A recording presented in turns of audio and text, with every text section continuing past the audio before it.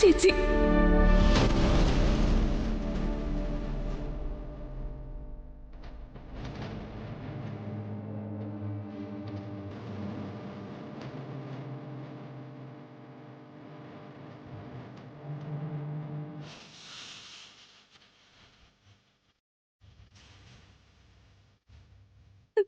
ചേച്ചി ഇന്നലെ രാത്രി ഞാൻ ഒരുപോലെ കണ്ണടച്ചിട്ടില്ല.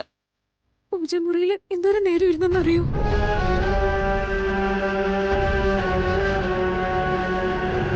ചേച്ചിയുടെ ഭഗവാനോട് എത്ര തവണ പിണങ്ങിയെന്നറിയോ?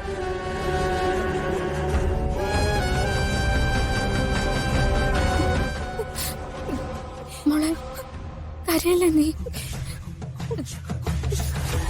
ഇപ്പൊ ഞാൻ സന്തോഷം കൊണ്ട കരയുന്നു.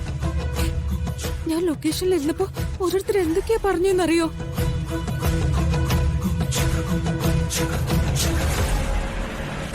പാറക്കെട്ട കൊടും കാട്, താഴേക്ക് പോയ ആരും ഇതുവരെ തിരിച്ചു കിട്ടിയിട്ടില്ല എന്നൊക്കെ. ഞാൻ ശരിക്കും പേടിച്ചു പോയി.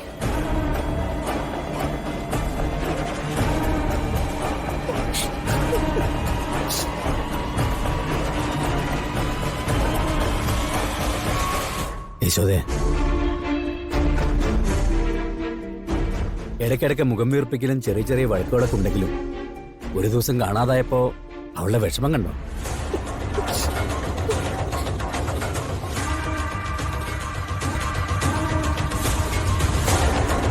മോളെ, ഞാൻ ഇത്രയും സങ്കടപ്പെട്ട ദിവസം ഇല്ലമ്മ.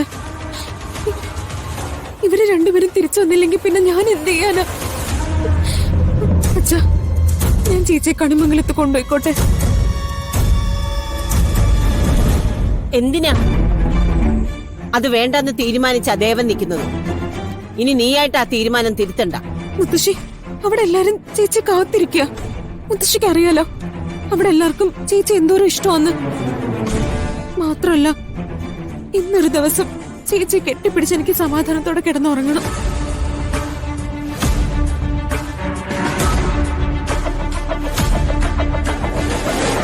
വരുൺ, അച്ഛനോടൊന്ന് പറ.